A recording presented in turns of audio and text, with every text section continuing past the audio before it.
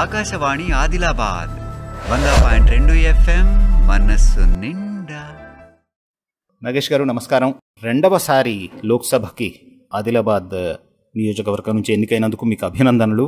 5 సంవత్సరాల విరామం తర్వాత ఇట్లా ఎన్నిక కావడం, అది కూడా భారతీయ జనతా పార్టీ తరఫున, అంటే కేంద్రంలో అధికారంలో ఉన్న ప్రభుత్వం ఏ పార్టీదో ఆ పార్టీ తరఫున తెలంగాణ నుంచి ఎన్నిక కావడం ఎట్లా అనిపిస్తుంది మీకు?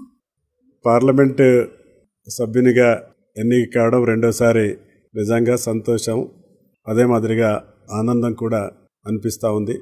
ఈరోజు కేంద్రంలో భారతీయ జనతా పార్టీ ప్రభుత్వం మూడోసారి ఏర్పడబోతూ ఉంది. ఆ ప్రభుత్వంలో ఉన్నటువంటి పార్టీ యొక్క సభ్యునిగా ఉండడం నేను నా అదృష్టంగా భావించడమే కాకుండా, గతంలో నేను పార్లమెంట్ సభ్యునిగా ఉన్నప్పుడు ఇతర పార్టీలతోటి జిల్లాకు సంబంధించినటువంటి విషయాల పట్ల, అదే కాకుండా నేను ఈ రాష్ట్రంలో ఈ జిల్లా నుంచి మంత్రిగా, శాసనసభ్యునిగా, పార్లమెంట్ సభ్యునిగా పనిచేసినటువంటి పరిపాలన అనుభవంతో పాటుగా ఈ జిల్లాకు సంబంధించినటువంటి భౌగోళికమైనటువంటి పరిస్థితులన్నీ కూడా తెలుసు. అదే మాదిరిగా ఈ పార్లమెంట్ సెగ్మెంట్లో ఉన్నటువంటి ఏ సమస్య ఏ ప్రాంతంలో ఉంది, ఏ అవసరం ఎక్కడుందో పూర్తిగా అవగాహన కలిగిన వ్యక్తిగా నాకు పూర్తి విషయాలు, వివరాలు, ఏ ప్రాంతంలో ఏం కావాలనేది పూర్తిగా నాకు తెలుసు.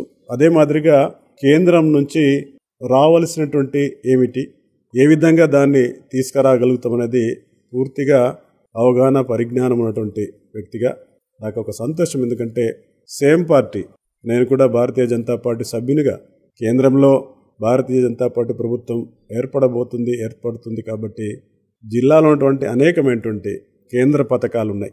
ఇటు అభివృద్ధికి సంబంధించినటువంటి కావచ్చు, లేకపోతే ప్రజల సంక్షేమం గురించి వాళ్ళకు వెళ్ళే కార్యక్రమాలు కావచ్చు, అవన్నీ కూడా నా అనుభవాన్ని జోడించి జిల్లా అభివృద్ధికి పూర్తిగా పాటుపడమే కాకుండా, ఎందుకంటే ఇప్పటికీ నాకు ఇక్కడ 4 శాసనసభ్యులు ఉండడం, అదే మాదిరిగా పార్టీ కూడా ప్రతి గ్రామాలకి వెళ్ళడం జరిగింది.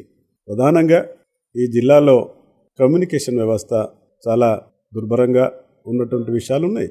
అదే మాదిరిగా ఈరోజు మాకు రైల్వే ప్రాజెక్ట్ కావచ్చు, నేషనల్ హైవేస్ కన్వర్షన్స్ కావచ్చు, రోడ్స్ కావచ్చు, ఎందుకంటే చాలా గిరిజన గ్రామాల్లో గతంలో ఉన్నటువంటి ప్రభుత్వం, రాష్ట్ర ప్రభుత్వం, ఎందుకంటే ఇక్కడ కేంద్రాన్ని సహకరించకపోవడం వల్ల కొంత నిర్లక్ష్యం జరిగింది. కాబట్టి ఇప్పుడు ఉన్నటువంటి ప్రభుత్వంకి, ఇక్కడ రాష్ట్రం ఉన్నటువంటి ప్రభుత్వం కూడా మేము అభివృద్ధికి పూర్తిగా సహకరిస్తామని చెప్పేసి మాట ఇస్తూ ఉంది. కాబట్టి కేంద్రం నుంచి వచ్చే నిధులతోటి ఆదిలాబాద్ జిల్లాని సమగ్రమైనటువంటి అభివృద్ధి కోసం నా శక్తి వంచన లేకుండా నేను పనిచేస్తానని చెప్పేసి సందర్భంగా నేను మనవి చేస్తూ, నిన్న జరిగినటువంటి ఫలితాల్లో నాకు ఆదిలాబాద్ పార్లమెంటు నియోజకవర్గం నుంచి ఓట్లేసినటువంటి ఓటర్ మహాశైలందరికీ కూడా, నాకు ఆశీర్వాదం ఇచ్చినటువంటి ఓటర్లందరికీ, ప్రజలకి ప్రత్యేకంగా నా యొక్క ధన్యవాదాలు, కృతజ్ఞతలు కూడా తెలియజేస్తా ఉన్నాను. ఆకాశవాణి ఆదిలాబాద్ 100.2 FM మనస్సు నిండా.